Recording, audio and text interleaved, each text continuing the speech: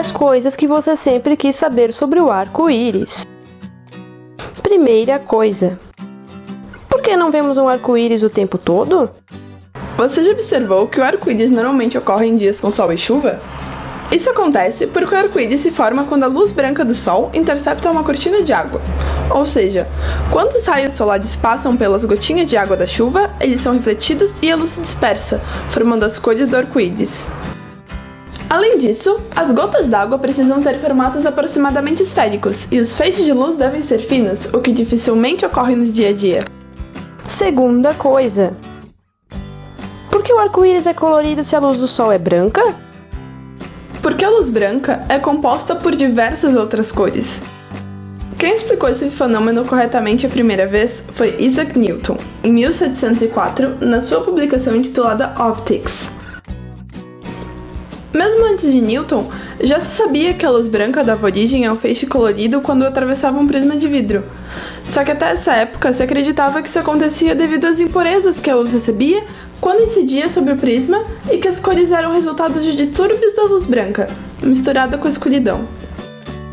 Terceira coisa: por que afinal são 7 cores?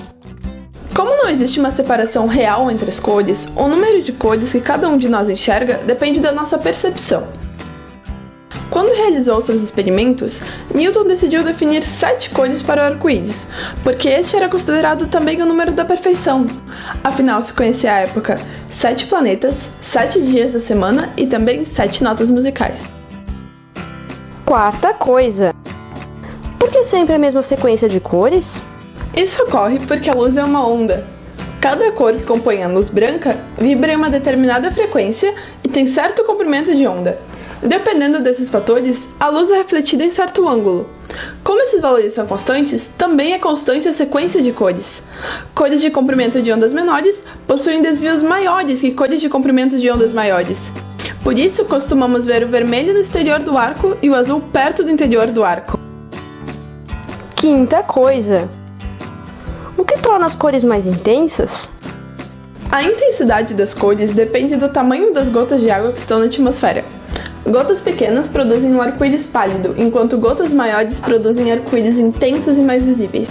Além disso, as gotas grandes, enquanto caem, são esmagadas pela resistência do ar, fazendo com que as pontas do arco-íris também sejam mais intensas.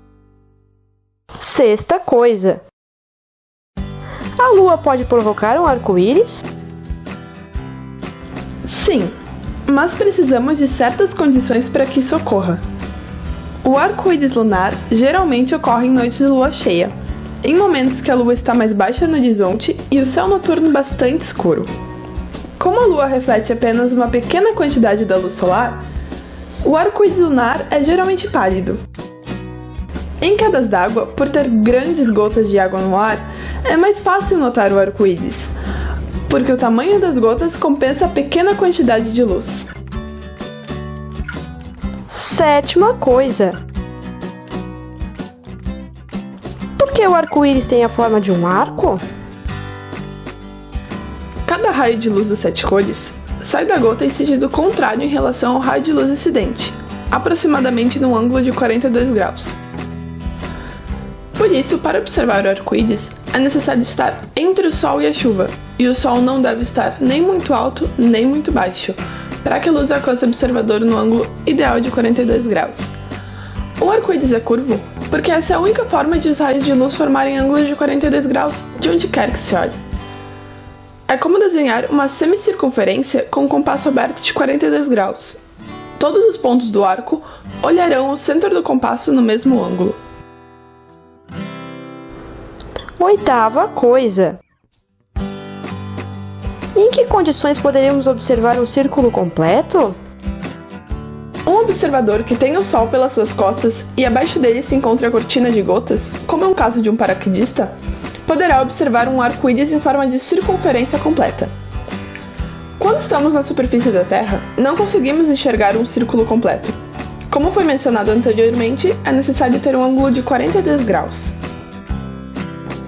Nona coisa: por que pode acontecer mais de um arco ao mesmo tempo? Muitas vezes os raios de luz, além de refletir e refratar uma única vez, dando origem ao arco-íris primário, reflete e refrata mais vezes, saindo das gotículas de chuva em diferentes ângulos de 50 ou 53 graus, dando origem ao segundo arco-íris, com cores mais fracas. O arco-íris secundário tem a sequência de cores ao contrário do primário. 10ª coisa. Como os animais enxergariam o arco-íris? Depende do animal. A visão de um ser humano, por exemplo, se baseia em 3 cores primárias. Para vermos, a luz que atinge a retina do fundo do nosso olho precisa ser detectada por 3 tipos de células diferentes, chamadas de cones, que reconhecem as cores verde, vermelho e azul. A visão dos cães, por exemplo, é baseada em 2 cores primárias, o azul e o amarelo, o que faz com que esses animais enxerguem o arco-íris com muito menos cores do que nós. Já as aves, que possuem 4 receptores de luz no interior de seus olhos, ou as borboletas, que possuem 5, devem enxergar o arco-íris com muito mais cores do que nós. A tamborotaka, uma espécie de lagosta que vive nas profundezas marinhas, possui 16 pigmentos visuais diferentes. Não dá nem para imaginar quantas cores ela conseguiria ver em um arco-íris, caso pudesse ver um.